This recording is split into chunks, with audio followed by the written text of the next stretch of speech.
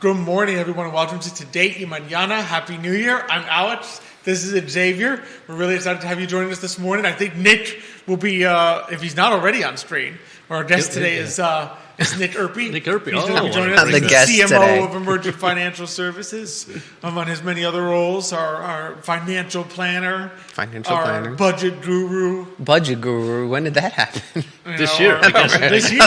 We just decided When did I get a promotion? I Not budget guru. I did some new names. We help a lot of our people with. You see a lot of budgets. I can see I put that on my resume after if Emergent something was Emergent. I'm going. Hey, I'm a budget guru. Among many other things, he has many talents. So we're glad to have him joining us this morning. It's a chilly morning. Oh, it's a perfect day for. It's a perfect day for a café con leche. There you are. Get a nice warm one. You know, get nice and cozy. Soon, if not this week, maybe next week, you can go to the new Guajiros location. I was thinking about that, right? That's next week. On 10th Street. I think everyone's been thinking about that. Yeah, so you can go there and get a nice warm café con leche. If you really need a little pick me Do they up, still you have can the get Danilo pastelitos? Special. I'm sure there's the pastelitos. The guayaba? We'll see. They might even read. I think there was a hint that they might add to the menu or change it up a little bit or something like that. Anytime So I don't they know. have Yeah, things. we'll see what they have. Absolutely. So it's a The good pastries. day to get nice and cozy, get into your warm place, and watch some Today y Mañana and learn some things. Every time I'm on with Xavier, I learn all the time. I feel like I learn some things. So it's a perfect day for that. Of course, thanks to Emergent Financial Services for always presenting the show, and thanks to our fantastic partners, Craddock Serious Insurance, Castle Hill Cider, Matthias Realty, and all the great partners that we have on the show. So we really appreciate everything that they do. And so we don't forget, we have to say Feliz Año Nuevo. Feliz right? Año Nuevo. That's the Feliz Mañana Año part. Nuevo. You know, absolutely. Today, Mañana, Año Nuevo. You can still say Feliz Navidad. I am a true That is believer true. in the 12 days of Christmas Absolutely. and the season of Christmas. If you ask me, we should go back to medieval times where it was 8 weeks long. I think that would be the Starting December 25th. Starting though. December 25th. So Yeah. from December 25th, it was 8 weeks of Christmas season. Well, because I will mention that Alex is very upset because the other day I asked him, "Do you want me to pick up you anything at the store?" And he said a bottle of eggnog, because it's still Christmas, I could not find a bottle of eggnog It was anywhere. January 2nd. It was January, If you ask 2 me, days it's ago. a disgrace. That I felt like doing a diatribe, a rant on air about the Charlottesville food, Lack of like Christmas grocery spirit. stores, lack of Christmas spirit. That on January 2nd, no there more was no eggnog. eggnog. During the to be Christmas found. season, you cannot get eggnog. There should be eggnog, But at during least. Advent, you could have as much as you want. Yeah, at least you gotta give me to like halfway through January. You gotta Yeah. have some eggnog on the shelf. You know what I mean? I don't expect everyone to go till February 2nd, but you gotta give at least till January 6th, Three Kings Day. 3 Kings Day, exactly. I mean, Three Kings Day, you gotta have some. The 12 days of Christmas, if you count it out, December 25th. December to January 25th to 6th. January 6th. So but what do we do? You were looking, ladies and gentlemen, So- an eggnogless man. I really felt like bringing my Santa hat to the set today in protest. Like I am going That's to a counteract. protest. Well, I'm going to counteract the Grinchiness with like complete, with extra Christmas spirit. absurd Christmas spirit on January 4th. It's still Christmas spirit. It's not absurd. Or it Yeah, shouldn't be. you can practice a Christmas spirit. Doesn't mean everybody else has to. That's right. Yeah. Exactly. A couple Start a new shout-outs. trend. Exactly. That's what I think we should do. We got Elizabeth Urpí, Dr. Elizabeth Urpí, watching the show this morning. Thanks for watching. My favorite. Elizabeth favorite. Urpí, no offense. And to your the other favorite one. doctor. And my favorite doctor. So it's perfect. It's a double right there. So, but still, Merry Christmas. I hope everyone still had a wonderful time and is still enjoying time with family and friends as we start the new year. Yeah. Although we were actually, Michael and I were talking. I think it was Tuesday, right, when we went to work. It's like there was nobody on the road. I mean, and today we couldn't even get out of our spot. It's like cars everywhere. It's like you could just tell people still coming back from wherever they went to, the second and the third, and boom. That's kind of It nice. just feels like they're back now. Yeah, I think so. Yeah. Well, what I was doing food shopping on the 22nd, and like nobody was on the road. It was funny. It was like crazy, I guess especially in the morning. I drove my wife to the hospital where she works, and like normally it's like traffic at that time. Nothing. We got all the way there without a single, like having to miss a single light. Wow. And I was like, wow. That's Everybody amazing. started taking off, but now it's back to normal. Back to normal. Kind of feel it. But it's a new year, which as G.K. Chesterton used to write, that a new year is good not because we need a new year, but because we need a new you. A new soul, I think. A new soul. A new soul. Okay. So it's an opportunity. Well, like I said, it's a new chapter, Yeah. right? You just flip, it's a new chapter. Yeah. Down there to have a new chapter of your life. So Good to remember the past, but you can't live in it. exactly. You know, As and the Great speaking- Gatsby once said, "Of course you can." What? What did the Great The Gatsby? the Gatsby from the Great Gatsby said, "Of course you can," because that ended well for him. No, it didn't. Yeah, do not try to start a new That's why I past. don't practice that. Yeah, you don't want to end up You like could the always Great make Gatsby. a random. It's like the quote from Shakespeare, like some have greatness thrust upon them. And stuff. Like I hate it when people use that quote to be inspiring, because in terms of the actual play, it's like a joke. It's like a diversion to get like the foolish character to do what they want. He ends up going on some sort of like wild goose chase and ends up like being like totally like distraught and everything and loses everything. And I'm like, why would you quote that? Like it leads him to Because the people disaster. that What if quote- you haven't actually read I was the going to whole say, Yeah, the people yeah. that quote that never read the play. Yeah, but it's like it leads you to disaster. I'm like, I wouldn't want that. Exactly. So you always got to be careful with Shakespeare. You got to be careful with any quote you use that it's not taken like out of context, yeah. and then all of a sudden you're like, wait a second, I think I just turned that didn't myself. end well.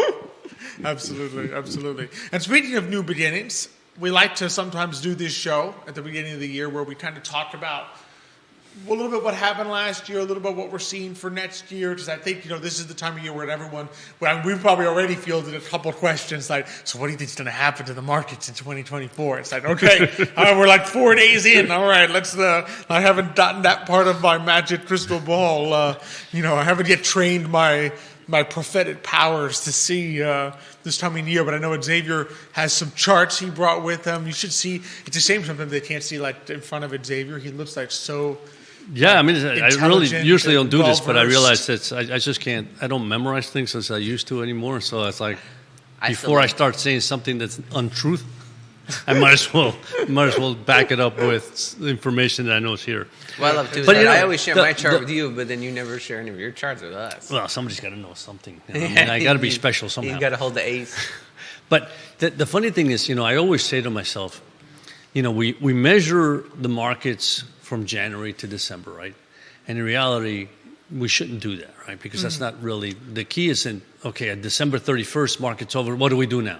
Yeah. The fact is, the markets change on a daily basis, right? And on a monthly basis, a quarterly basis. There are times that there are things to do because events have occurred during the year that make it important for you to revisit where you are and are there any changes, whether it be structural, tactical, or whatever you want to call them, right?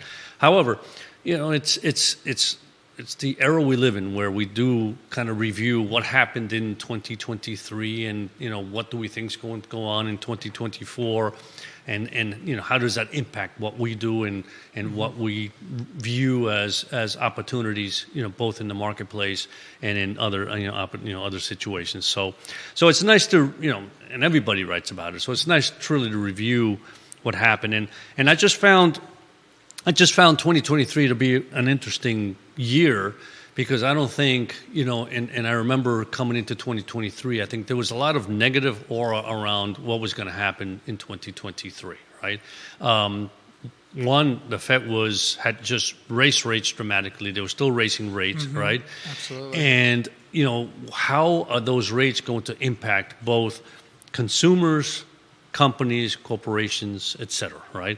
And I think the feeling was that if the Treasury was still going to, create some, the debt was so high and they were still going to fund it by borrowing, how was that going to also impact the marketplace, right? And I think all these questions were there at the beginning of 2023, and the expectation, if you look back historically, is that all that, to a certain respect, is negative. And therefore, we're going to It usually have... adds up to recession. Exactly. Recession or, we're going to have a slower economy, or we're going to have the situation where some markets are going to be in distress, right? But none of that happened, right? And so you sit back and you go, well, why didn't it happen? And the beauty of what we do, as I say, you learn every day. And it's always good to know history, but history doesn't always repeat itself. And two, sometimes it repeats itself, but not in the same fashion, right? Exactly. So we can't always say it's like, everybody says, I think we're going to have another 2008. Well, we're not. We're never going to have another 2008 the same way we had 2008. It's just not going to. It might resemble 2008 in some ways. It might. Yeah, there may be another black swan, but it'll be a different. Yeah. It won't be the same black swan. Exactly. Right? And so that's what you're always kind of preparing for, saying, how do I make sure that if something truly, something you can't predict happens, we protect it, right? But just to go back to 2023, right?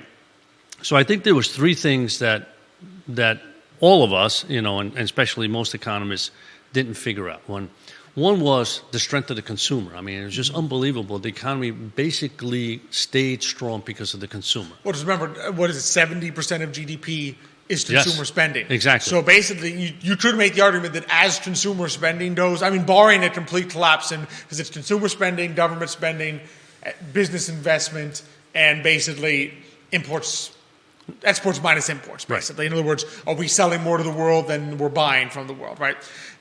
Barring a complete collapse in the other three, so government spending ain't collapsing anytime soon, right? That's right. Barring a complete collapse in business investment or a complete collapse in exports, right? As the consumer goes, so goes the Sure. So and goes the economy. if the consumer goes, then exports, imports probably do very well, right?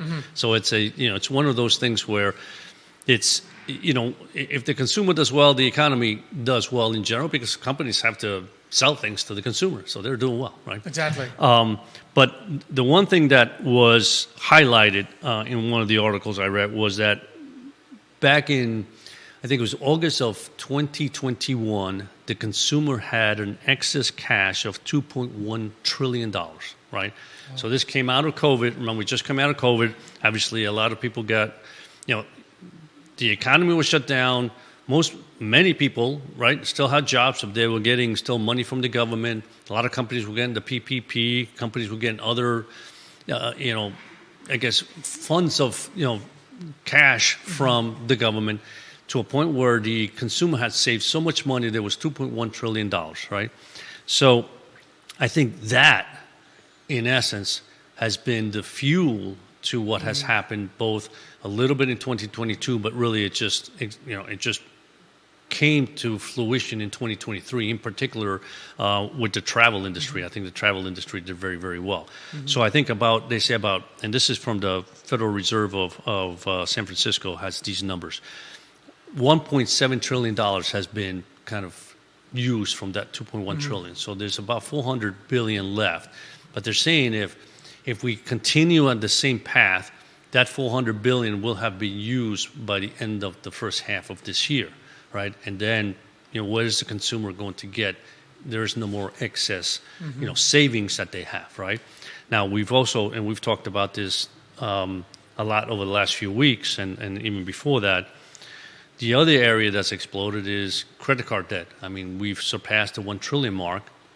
And the growth in that sector, credit card, non-mortgage credit debt, has grown by about 10%, right? And if it continues that trend, that's an enormous amount of debt that's being created by the consumer, right? And the difference is the government can create debt, but they're paying a lot lower interest rate than the consumer is, right? The consumer's paying, credit card of 20+%, personal loans of 10 to 15%. The only thing that was low back in 2022 was mortgage rates, right? And that certainly wasn't the case in 2023. And that's no longer the case. The only thing is those people basically that refinanced, took out loans, are sitting pretty on the mortgage side. However, everything else, they're still spending. Yeah, it's not like you can take out a mortgage for your personal expenses. You can't be, hey, can I get a mortgage for my gas bill? It doesn't work that way. That's right. You can only do it once for the house you purchase. That's correct, yeah. And who knows how many, listen, when you refinance, right, you can take out, let's say that you already have equity in the house. Let's say the house is a $300,000 home, right? And you had a mortgage, you had a balance of $200,000.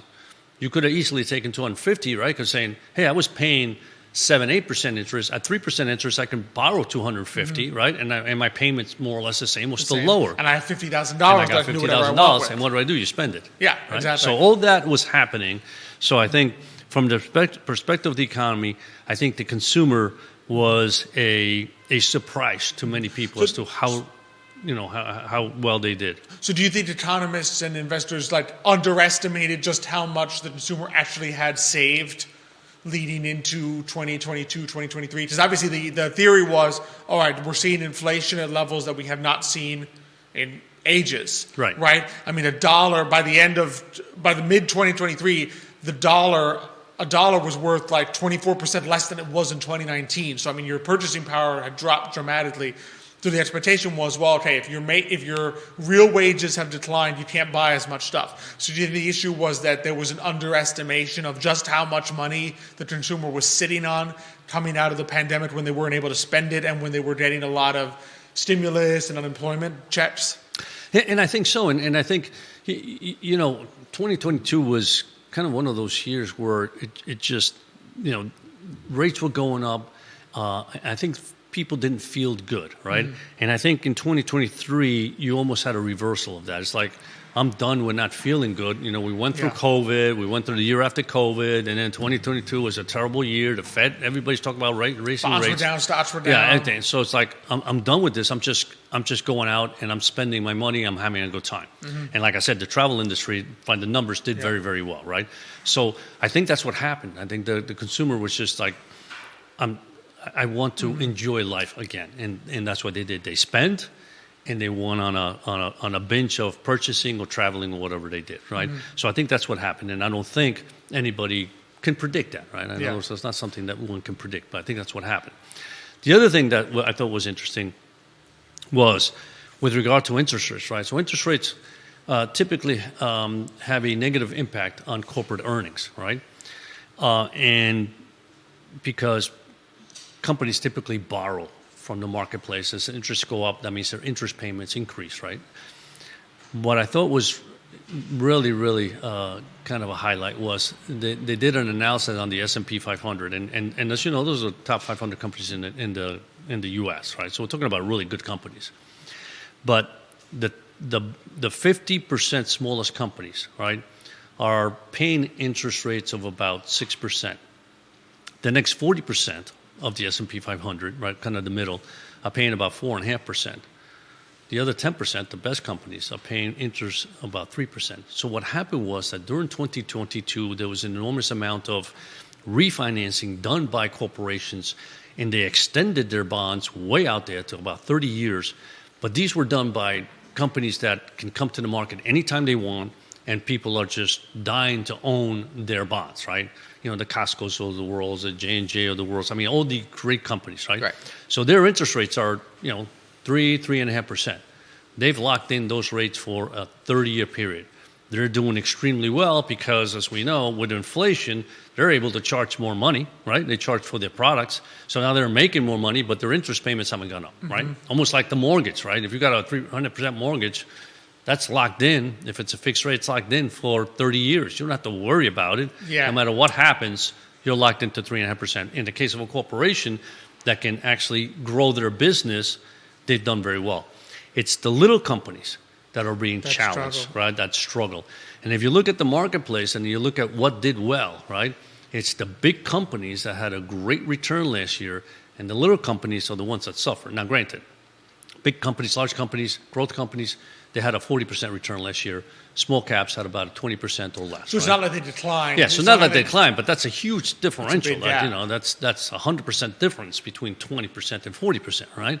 So there's a big difference there.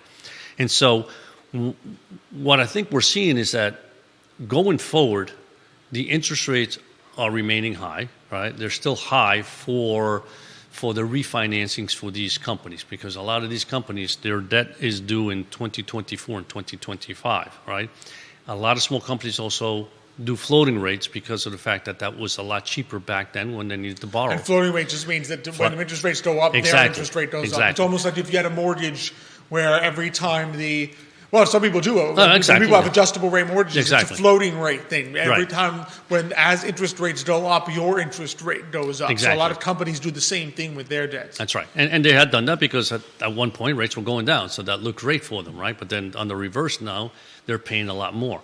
So I think all that will begin to, once again, show up in 2024. To what magnitude, it's hard to say. But I think we will. And like I said, and I think I mentioned this in the show in December. I took a deep dive into a number of mutual funds that own different types of corporate debt. And if you take a deep dive, there were already a number of companies that were not paying off their debt anymore, right? So they were in default, right? Granted, a mutual fund, when you got a $2 billion mutual fund, and you got 3 or 4 companies, and it's 3 or 4 million, it doesn't impact the mutual fund very much, but it's there, right? So it's coming, and I think I wouldn't be surprised if this year that trend continues a little bit more, right? So again, higher interest rates were a good and bad thing. Good for large companies, not good for small companies. And the third thing that I wanted to mention was that obviously, our federal deficit continues to grow by leaps and bounds. So one of the fears coming into 2023 was, is the federal government going to crowd out, right? Private investors. Yeah, in other words, if there's a certain amount of, because there is, granted, the Federal Reserve, the Treasury, the country can create more money, right? But they don't necessarily want to just print money out of thin air all the time, right? So there is a certain amount of investment that you can do, and even in other countries that print money, like China and other sorts, we've seen where if the government begins to invest too heavily or its deficit grows too large, it does begin to crowd out money that would be used for productive investment, instead just flows to things that the government has its hand in. Exactly. And we've seen this even in places where you could say, well, it's not a limited pie, the government can just print more money. Even so, it's not... Even in countries where the government can print more money, you do see that crowding out effect. And it's historically happened in the United States as well. It happened in the 70s, 60s, and 70s, where you had that kind of crowd. The government had gotten so large post-World War II that it crowded out a lot of private investment. And what happened? You had the malaise of the 70s. So it's entirely possible for that to happen, even if you could print more money. Exactly. And The good news was that because there was so much issuance in 2022 by corporations, right, they didn't issue that much in 2023, so that wasn't, that didn't impact the market as much. But on the other hand, the biggest thing that happened was that the Treasury decided to fund the deficit using Treasury bills, the majority of Treasury bills, especially loan bonds, right? And that was very helpful because then the Fed was able to use their reverse repo facility to basically buy that debt, right? Which they created that in order to ease when we had all the, back in 2008, and obviously during the COVID situation. But that facility is running out. So, it was at about $2 trillion. We're down to like 600 million. So even that, sooner or later, one or two things is going to happen. The Fed's going to have to stop because they've reduced their balance sheet, right?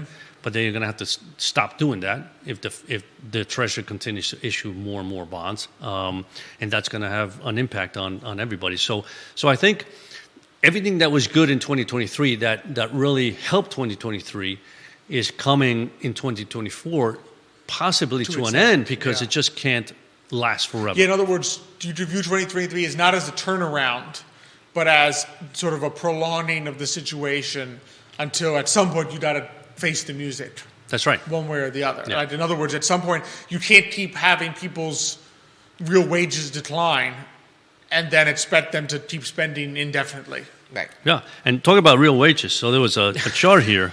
And we just give a couple shout outs. So we got some people watching the show this morning. Camille Ababudlu, sorry, mispronounced that, watching the show. Astri Lazar, Harper Arias, Joshua Joseph, Aslam Nuri, thanks for watching the show this morning. Lucrecia Morales, muchísimas gracias. One of the great, fantastic owners of sombreros right here on the downtown mall. So thanks for joining us this speaking morning. of which, was our first Te Mañana guest. Exactly. Oh, yeah. Bernardo y Lucrecia, 3 years ago? Was it 3 years ago now? Next week, I believe, will be our third. Will be the third anniversary. Are you sure it won't be the week after? Or the week after. One of those 2 weeks will be the third anniversary. We'll make sure to mention it when it actually comes up. We'll have to look it up. I just want to bring, on the consumer side, on how people reacted, I want to bring in Nick here for a little bit because you have been talking to us a little bit about the fact that in the holiday season, given that credit card debt was already at $1 trillion, we were seeing people's behavior. There was some research done that people's behavior was changing in terms of how they were buying holiday gifts and so forth. They were using. Are you referencing the chart or the other thing? No, the buy now, pay later. The buy now. Okay, so if Judah, at long last, we have the one chart I sent you. Do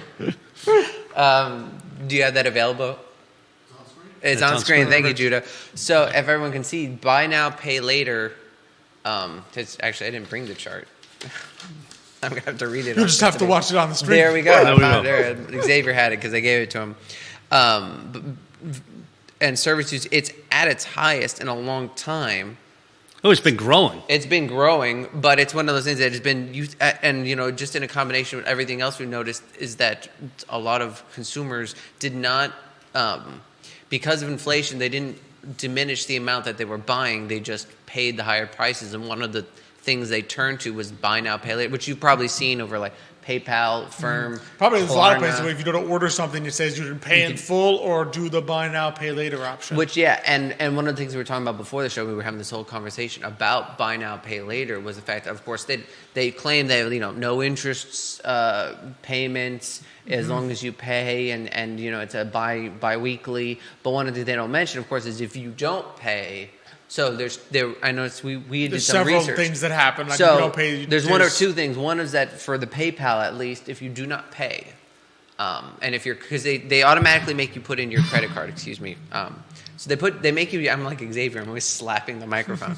So you have to pay. They have to attach your credit card so that you actually do pay. Now, if your credit card payment does not go through on PayPal, you just are not allowed to use that function again. You are no longer allowed to buy now, pay later, effectively, like that. Or if you do it enough times, they stop you from allowing you from doing it, which actually harkens back, because I was doing some research. This was something that everyone used in the 19th century. So in the 1800s, buy now, pay later was a thing. You used to pay in small. That you'd go to the grocery store, you'd buy a certain amount, and you'd pay in small amounts.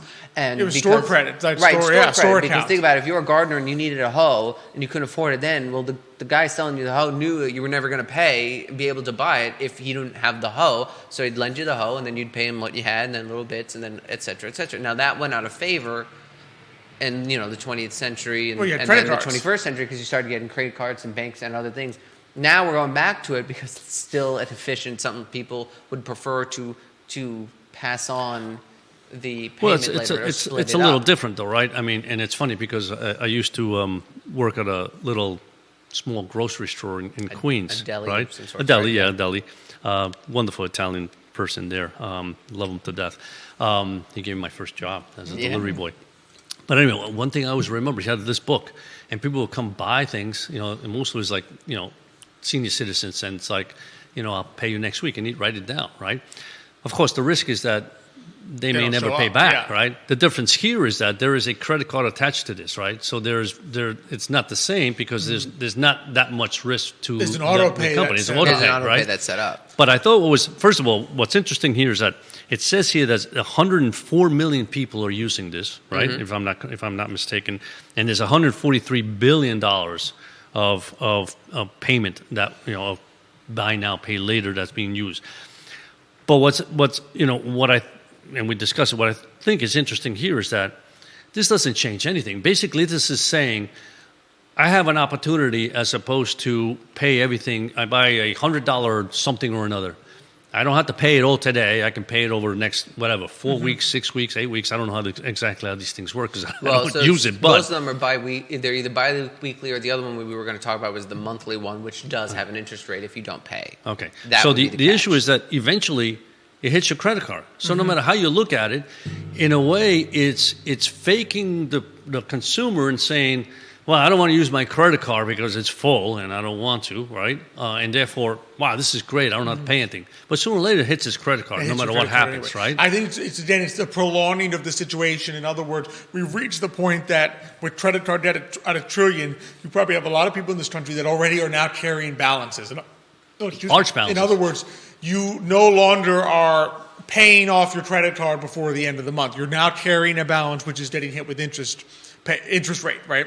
So the issue is there's the consumer sitting there saying, well, anything I can do to keep this off my credit card statement for another month or 2 or 3, right, I'm going to do. So in other words, if it takes if I can do this in 4 biweekly payments, that means the last 2 payments won't be on this month's credit card statement. They'll be on the next one. That means it won't hit my credit card till next month, in which case I'll then have another month to pay it off before that amount starts accruing interest. And if it's a monthly one, well, if it's 4 monthly installments, well, that's 4 months before the last amount hits my credit card, and then I have a month after that to pay it off. So I think what we're seeing is, all right, people had excess savings from the pandemic. They used them in 2020. They started using them in 2022, 2023 as prices increased, right? Right, in particular. Then they ran out of excess savings. We saw a lot of people pulling from 401ks. That's right.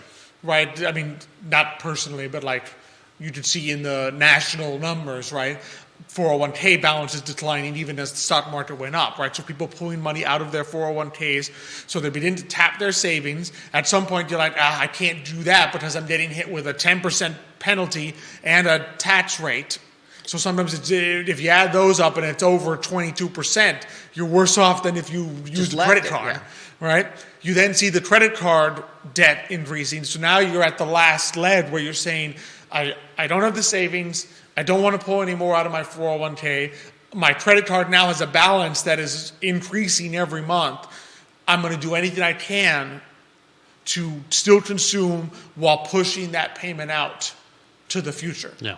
And I think that's what we're seeing in the end. Like you said, the problem is that's a prolonging of the situation. That's not a reversal of fortune. That's not, okay, my real wages are now up again and I'm making more money than I'm spending so I can begin to pay down my debt. No, that's not what's happening. It's I'm still not making enough to feed my expenses. I'm just pushing this into the future. And that at some point, yes, things which cannot continue forever can still continue for a long time, but they cannot continue forever. And so that brings me back. So I had this chart here, right? Because one of the things we have to remember is that, the inflation numbers that we had over the last 2 years, right, which averages about, for a 2-year period, about 13 to 15%, and depending on what we're looking at also, right? Those are huge numbers, right? So basically that means that in order to break even, your salary or your hourly wages have to go up by that much just to break even, which right? They're not even close. So the averagely hourly earnings growth in the U.S., right, is now at about 4%, right? And it's dropped from about 8%, and that 8% was about, the height was in the end of 2019, right? And it had gone up from 2016 to 28 to, because it really started to go up in around 2017 or so, and it went all the way up to 8%, right? And now it's been dropping down, and it's now 4%. So your hourly earnings are at 4%. They went up 4% per, on average, and inflation is 13%. So of course you are using more of your savings, you're using more credit card debt, you're pulling out your 401k, you're doing whatever you can in order to consume and in some cases probably survive, right? Yeah. So those are the challenges. That's like that chart that we used in our quarterly from Fred, which is the St. Louis, St. Louis, Federal Reserve, but it's listed as Fred, which we thought it was funny. He's our secret source. Yeah, he's our Fred. secret source. So Fred says that real medium and household income actually has been declining since basically the end of 2019. It's been going down and trending downwards, and that was reversed from so if you look at the chart, it started going up a little bit around like 2010 and so, but it really started taking off around 2015, 2016, and it's now trending downwards, which obviously is not what you want to see, because just as a quick aside for people know, whenever you see the word real in front of something, what that means is that it's adjusted for inflation. Right. So what we're seeing is that the impact of inflation is making everyone's household income all these numbers have been going up and up. What means the increase in your salary is not compensating for the increase in the prices of goods. Yeah. So your real wages have declined. Yeah. The amount of money you're bringing to your home may have gone up in terms of numbers, but not in terms of the amount that you have to pay out for other things. Yeah. And I think that, those are, so I think, those are obviously the challenges for 2024 is what's going to happen now. I mean, listen, I think, inflation is not going to be at the 7-8% we've had before, right? No. I think that I think we all look at it and say that's just not. I don't really forecast. I can't forecast that, right? Can I forecast higher inflation that the Fed really wants, which is 2%? Absolutely. I don't think we're going below 2% inflation unless we have a recession and nobody's. I mean, what were we last at? 3 point something? Yeah, 3.8, exactly. 3.9? So I think we're going to be ranging about 3% for some time, right? And two, I guess it's a balance too. I think the consumer is going to get a little tired here, all right? So if the consumer gets a little tired and the economy begins to slow down, then of course inflation might come down a little bit because people stop buying and therefore prices begin to hopefully come down a little bit, right? So I think we're in an environment where I think inflation is going to be a little higher than it was in the past. The economy is going to slow down a little bit more, and we have to figure out, when is our government going to stop, spending so much money, because it really cramps. It takes investments out of everybody else's pocket, right? And I think that's a challenge. So I think that's for 2024. Those are the things that you have to kind of look at and say, how do I then position portfolios in order to make sure that, no matter what happens, we have a positive impact on people's earnings and lives. But now the markets obviously are looking at that and being strangely, not strange, I mean, when you go deep into it, you should say strangely positive in the sense of, given everything we've just talked about, why were the markets responding so positively in December, right? Well, because they're looking at these same numbers and saying this equals rate cuts. Yeah. This equals lower interest rates. What are you kind of seeing there? Because I don't think we're quite as dramatic in how many rate cuts we think is going to happen as some of the markets. So I would say, given what happened in December, I think most people at this point were expecting the Fed to cut the rates 6 to 7 times. And you read some articles, and that's what people are saying. I think the Fed's going to cut 6 to 7 times. Unless something dramatically happens in here, I don't think that's the case.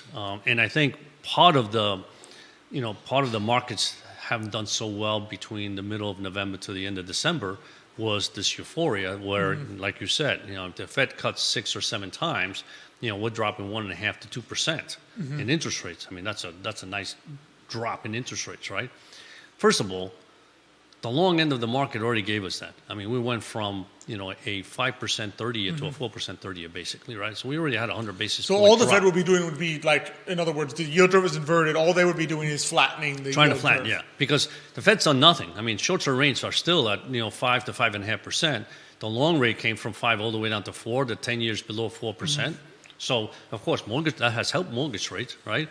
But that doesn't help the banks at all. So I think the Fed's sitting there saying we have to do something for the banking industry. We can't have a negative yield, inverted yield curve forever. Yeah. So I think what people don't realize is that when the bank borrows from the Federal Reserve, the bank is borrowing short, meaning the bank is borrowing at that 5.5% rate short term from the Federal Reserve. It doesn't, and then what the bank turns around, and the way the bank makes money is to lend long term. In other words, they just think about mortgages, right? A mortgage is a 30-year thing. So imagine the Federal Reserve, they made money because they borrow 6-month stuff, 3 months, 6 months, and then they lend 30-year. And normally what happens is your cost to borrow for 6 months is 2%, and what you make lending for 30 years is 6.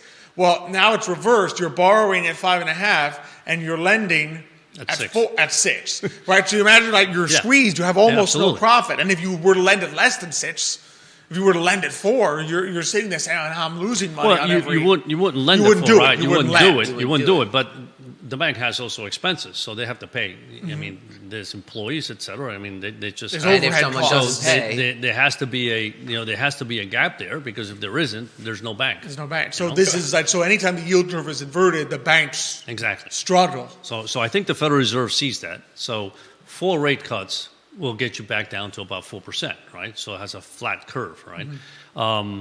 I don't know. My point is, and I think, listen, we already see the markets haven't looked good for the first 2 days. So I think the euphoria that we had at the end of November and December, I think is waning a little bit, in the sense that things are as good as they appeared to be back then. That was great news. It looked like, hey, the Fed's going to start lowering interest rates, but that doesn't necessarily mean that things are going to be terrific, right? So I think the market's taking a step back here and saying, wait a minute, let's see what's going on. So, I think 4 rate cuts are definitely in the books, because I think for the banking industry that has to happen. I think they only cut more if things get really, really bad, But I think we would all agree that what the Fed didn't necessarily ease the inflation numbers, because I don't think inflation had anything to do with interest rates. So I think they're going to be sitting there saying, do we lower rates and then inflation picks up again because we are now lowering so much that people say, oh, let's go ahead and stop borrowing again short and start spending, and boom, you get another inflationary cycle. I don't think they want that either. So they're in a tough position. So do you see them postponing that decision? Like if they're going to lower rates, not doing it immediately, waiting to do it? No, I as think long as possible, or do you think they're going to start doing it? When would you foresee the earliest one happening? I think the next one's coming soon. Yeah, I really do. Like I said, I just and think. But do you? Okay, so after that one, you see them having. I think they're going to do. No, I think they're going to do a routine like 4 in a row, quarter of points, and then say we're going to pause. Yeah, and then see what happens. Yeah, and see what happens. I think short-term rates being as high as they are is more damaging to too many people, to many companies. Yeah. Yeah. It's exactly like you said. The challenge is the Fed is sitting there having raised rates. How many times they raised it? I mean, 8, 9 times. They raised it a huge number of times, right? And they're sitting there saying, and inflation not only is still at 3 point something, but the month to month in December's number, not December's, but it's like the one we got in December for November, was positive. In other words, it went up month to month. Yes. So they're sitting there saying the impact has not been as dramatic as they wanted. So the issue is they're sitting there saying, well, what happens if we go the other direction? Does it have no impact again because it didn't have an impact the first time? Or do we now see inflation tick up again because the root cause, which is too much money chasing too few goods, has really not been dealt with? The too much money part on the fiscal side in terms of government spending hasn't changed one iota. It's still there. It's not like the government's spending less money, right? And the too few goods, it's not as though we've had this massive influx in production in this country. So the underlying cause has not changed. The Federal Reserve may have been able to put a lid on it by raising interest rates, but what happens if they get rid of the lid? Does it blow up again, or did the pot stop to simmer and so it's fine now? Is that a question or is that a comment? No, I didn't. It's a rhetorical. I wasn't sure you. I think it's the rhetorical question. I think it's the question that we don't know the answer to. No, exactly. Right. Yeah. It's the question I think that the Fed is grappling with. Without any doubt. Yeah. I mean, and this is what the markets are all about. I mean, decisions are being made by not just the Fed, but lots of people as to, like I said, last year the consumer, I think, was just nobody expected it, right? Yeah. So they came out of nowhere, they spent, and everybody was happy, right? I mean, everything looked good. The question is the consumer going to continue to borrow to spend, or are they going to get to a point where they say, I can no longer do that anymore. I've had my fun. I bought everything I want to do. I'm taking off this year. Yeah. So if that happens, then of course the economy is going to slow down. There's no doubt about it. Well, I don't know. To bring up another chart that I didn't send to Judah and that nobody else has. A secret chart. Well, it's in the update. A secret chart. You read it. It's in the. No, I don't have time to. It's in a Word document. So by the time I figure out that magic. But basically, the thing is, America's top New Year's resolution for 2024 is actually to save more money. 59%. It's the first time I've seen it over. As opposed to lose exercise and eat healthy are the next two. Is exercise usually like number one? I don't know, because they've split it up to exercise more, eat healthy, then to spend time with family and friends, and then the next one after that is to lose weight. So I don't know why you'd eat healthy or exercise if not to lose weight. That doesn't seem... Yeah, those seem the same. Anyway, they all seem like the same thing. It could only be one. But the first one is to save more money, 59%, which is a good thing. Mm-hmm. However, the flip side, only 9% of people follow through their New Year's resolutions through the end of the year. Past the first month. So they save money the first month, and after that, it's downhill from there. So January, we may see checking accounts go up. Well, we're already seeing, remember, we already saw that I think like 40% of people whose student loans resumed repayment Yeah. in October were already delinquent. In other words, they already had failed to make the first 2 payments. This was in December, so there had only been 2 required payments. That had already failed to make the 2 payments. So you already got people who had another debt payment added to them say, I can't afford to. Either they said, I can't afford to make this payment, or they still think they're going to get bailed out of it. So that, well, I'm not going to pay because at some point I'll get bailed out. But one way or the other, they're not making those payments. So the question is that could be the precursor to saying, well, I can't make this payment, so I can't make this credit card payment either. And then you really start to... One of the things we always talk about, too, when Emergent was, so if you're not in that situation where you don't have a ton of debt and then you're not struggling to pay it off, but one of the things we always talk about is behavior as people is that if you have money, you will spend it. If it's in your checking account, you will use it because you see it as available. And so you don't realize how much you have extra that you could actually put away and find a way to do with less. So one of the things we always say is it's better to put the money into an account like a Roth or an IRA earlier and do it, or come Roth. up. It works for the Roth. It works for the Take Roth. it back out. It works for the Roth, but you could also come up with a plan of, even if just like, hey, I'm going to start with $50 a month, and I'm gonna have it automatically, because one of the things with our clients is that they can just email Alex, I want this done routinely. Yeah. And Have it it will go be to a done. savings account, a brokerage, something. Something like that, where it's like, okay, I'm going to try to do with less, so that if I need more, I can you can easily tap into it. But to try to see if, like, part of what it is that to reduce the effect of your own behavior. Like, it's almost like having a new habit. You're changing your habits, where if you have just the $50 less per month, you will actually not need it, because you will find a way to do well with what you have. Because we've had cases where clients have not even, they were confused because they thought that the money had been pulled because it was so easy to do. And you don't realize that how powerful that is. I think the key is, when you run a financial plan, right? You look at everybody's expenses, you look at, on their income, you look at their savings. And the goal is, okay, when can I retire? Can I retire at this particular age? Can I retire at 62? Can I retire at 65? Can I retire at 70? People have different desires, right? And if I do, will my money last till I'm in the 90s, right? That's one of the things that we always try to say is, like, it should last in today's world into the 90s. What happens often is that we run the numbers and it's like, yeah, this is great, right? What we have to highlight to everybody is that the numbers, your income is extremely good. Your expenses, you're telling me your expenses, everything, you can live within those expenses and you still enjoy life, right? The problem is that the residual, in other words, if your income is greater than your expenses and there's left over, the assumption is that goes into a bucket that grows. In other words, it goes into investments that grows, right? Mm-hmm. And that's the hardest part to get people to do, because it's like Nick says.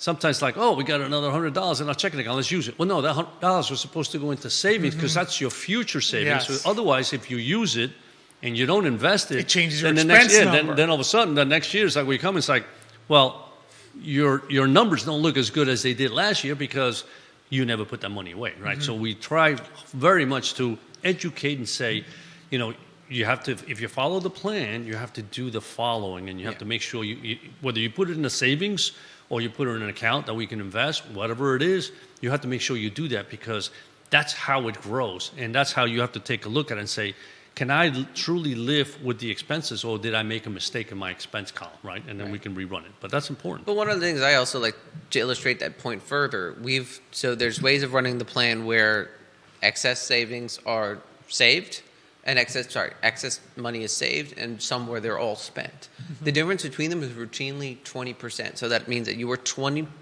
more likely to achieve your financial goals, which means for most financial plans of being able for your finances to last you until the age of 90, if you save what the difference the excess between what your expenses are and what you make. Mm-hmm. If you don't, that you're 20% less likely to do that. Yeah. So I mean, that's a huge. That's a huge. 20% is a lot because you're talking about a confidence rate of like just between 1 and 100%. That's how it works. That's the difference between, like, hey, if you're in a good position, you're somewhere between 80 and 90% likely for it to happen. I mean, if I told you you had a 60% shot that you're not going to make, your finances aren't going to make it till you're 90 years old, you might panicky, worry a little. yeah, That's you'd be worried. that's not as good as, now if I told you 80%, you'd feel a lot better. Yeah. It's education. I think and that's the beauty about running financial plans is because it really helps educate people as to here's your behavior, You right? visualize it. And your behavior is saying that you can do this and you can accomplish this. However, you have to remember that this is what you've told us, and the result is that you are now going to be able to save the following. So, it's the follow up and making sure that people do what they have to do because it's important, because it's easy to say, well, it's with this $1,000 in my checking account. Yeah, let's go buy a new bicycle. Yeah. Yeah. Exactly. Are you calling better. out Keith Smith on the show? No, I'm just not kidding. Keith. Because he loves bicycles. Okay, wine. Why? Well, that's us. Where's yeah. that 10 bottles of wine that I really always wanted, $100 each? Well, that's what happens to you. Like, I got a little more of this. Maybe I'll buy a $20 wine. Well, because the other thing is that people's habits aren't changing. Normally, what we would see in the old days, of course, is with today's, and I find it interesting because I'm kind of curious about how lifestyles are affecting these numbers. Because normally what would happen is when prices go up or things get bad, people start eating carbs because they're cheaper. So like people will buy bread more, they'll buy milk more. I eat them because I like them. But. Right, but the problem is with today's lifestyle stuff, with people trying to stay healthy, if you are because obviously people on a carb diet, it's not a big deal. But they also eat vegetables, which are more expensive regularly than meat and other stuff. But if meat is also going up, so like where does that happen? I mean, that's why if you look, the poor people's food was always starches. If you go to like Italy, the history of Italy is all about pastas because pasta was cheap. In a it was cash the economy, cheapest thing. there is no. In other words, in a cash economy, your lifestyle directly correlates to your income. In other words, exactly. If you make $100 less, or everything's $100 better, you have no choice but to buy $100 less worth of food. Right, you can't. So you buy things that there's fill no you up. like, well, I'll just buy it, but put it on my credit card. In other words, you literally can't maintain the same level of consumption if your income goes down in a cash economy. Exactly. Once you have a credit card or buy now, pay later stuff, you can maintain the same level of consumption even if your income, like in other words, it's theoretically possible to have expenses higher than income for a certain number of months in a credit card economy. Yeah. Right? In a cash economy, if you don't have any savings, it's literally impossible to have expenses higher than income. You have to change expenses because you run out of cash and you can't buy anything. Yeah. So it's just we live in a different world than that. And just as another statistic that we had found, we were talking about before the show, because last time on our previous show we did business bankruptcies we covered, which was up huge. Consumer bankruptcies are 11%. We're up 11% last year. And expected to be larger according to the articles we were reading this year. So that's the point on the small companies. Right? Yeah. It's the small companies that are really getting hurt here with interest rates having risen so quickly. Yeah. So there's definitely some challenges Good news all around. ahead, but obviously, like you always said, there's always headwinds and tailwinds, right? The market is seeing the tailwind of, okay, Fed might decrease interest rates, but then is looking at the headwinds of, okay, there are definitely some. Listen, some I mean, limits on the horizon. it's not that it's all negative. I mean, first of all, the markets do what they do, right? I mean, the economy could be lousy and the markets could be going up. Exactly. The good news, though, is that, let's be honest, I mean, fixed income rates are much higher than they've been in centuries. I mean, centuries in years. It feels like centuries. And so that's good because from a cash flow perspective, and over the last, let's say, 8 years, right? If you were nervous about equities, right? And you say, I'm going to put that money into money market and you're earning zero, that's a no-win solution, right? So it's like it was very difficult. Now you can definitely say, I can put it into something that's going to earn 5 to 6% and be very safe and wait for the opportunity. It's basically the first time in the last decade that you can get 5 to 6% without going into stocks. Yeah, exactly. Basically. So, I mean, so if you're unsure or you're nervous, you can park some money into something that is still earning you, 5 to 6%, and allow it to be there until the opportunity comes up, and you say, "Wow, this sector's looking really good," and let's go ahead and invest in it, right? As opposed to when you're earning zero, it makes those decisions much more difficult. So, and that's part of the thing, from a cash flow perspective, things are much better now than they were last year and the year before that. Yeah. Well, the key is always the same thing. It's like Alex used to talk about Mr. Potter, where he's not selling, he's buying.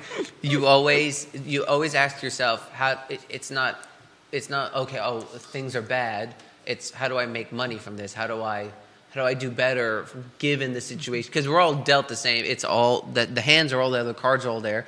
It's like the song "The Gambler." Every hand's a winning hand. Yeah. Every hand's a winner and every hand's a loser. And every hand's a losing hand. It's not about the card. It's how you play it. Yeah. It's the whole point is that things may be bad, but there are always opportunities. You just have to be, instead of being, oh man, things stink, time to put my head in the sand. Instead of doing the miser from the old biblical tale where you just bury the gold, you find a way to make it work. Yeah, exactly. Absolutely. This has been a good conversation, guys. It has, yeah. Really appreciate it. I love having. This is why we love having Nick on. Well, I was going to end with some charts. A quote came to my mind in the middle of the conversation, which I love, and so I thought I'd share it because I know I'm always that guy that shares quotes, and I know that a lot of wise people always said that, like, beware of the guy that always shares quotes because he doesn't know anything himself. Well, we are wary. But we are wary of Nick. So yeah, so I'm like, but which is true. I don't know anything, so I always quote famous people. But Soren Kierkegaard once said, "Life can only be understood backwards, but must be lived forwards." That is so true. So it's like, okay, we can understand what happened before, but going one of my favorite forward. philosophers, actually. Kierkegaard, really? Oh, I didn't know that. Very nice. When I was growing up. Explains a lot about you. See, every once in a while, Nick just says something. Other than that, it just I know. sounds funny when you say it. Yeah, the rest That I don't want to go explains into. a lot.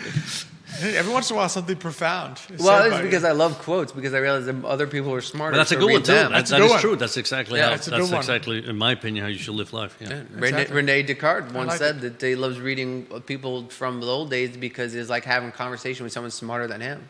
So, like, when you read Rene Descartes, it's like having a conversation with somebody that likes to have a Smarter than you. conversation with somebody that was smarter than you. I liked it. It's always good when we do a finance topic and the Mr. Potter quote gets brought up. I'm just glad it wasn't me. This way people don't get tired of it. Alex, you always bring up the Mr. Potter. But the whole point always is that applicable. it's always applicable. It's always Exactly. applicable. Yeah. You can always find a way. There's always a way forward. Exactly. A couple more shout-outs. Just thanks people watching the show. Beth Mark, thanks for watching the show. Bonnie Heaney, thanks for watching the show. Elizabeth Urpí, the other Elizabeth Urpí, watching the show this morning. So we appreciate everyone who tunes in and joins us this morning. And next week, I think we got some great guests coming on. I think we got Miranda's, looks like, and Christina Ball from Speaking Language Center. So we got some good people joining us next week. We'll get right back into the swing of things. Into the guests, yeah. Into the guests. Lighter and just topic. highlighting. Yeah. Well, just highlighting all the Yeah. great stuff that continues to happen in Charlottesville. Charlottesville. If we find an interesting chart, there may be a chart. If there's no charts, you'll know. Sounds Judah perfect. will know first because he won't get a chart in the email, and then everyone else will know afterwards because no chart will pop up. Exactly. So thank you all for joining us. Thank you guys for being on this morning. Thanks, Nate. Thanks, been a Xavier, pleasure. as always. It's always a pleasure. Thanks, Emergent Financial Services, for presenting. Thanks to our great sponsors, Matthias Realty, Craddock Serious Insurance, Castle Hill Cider, Forward Adelante. Thank you all for watching us this morning. We look forward to seeing you all next week. But until that time, we wish you a Happy New Year, a continued Merry Christmas, and we say hasta mañana.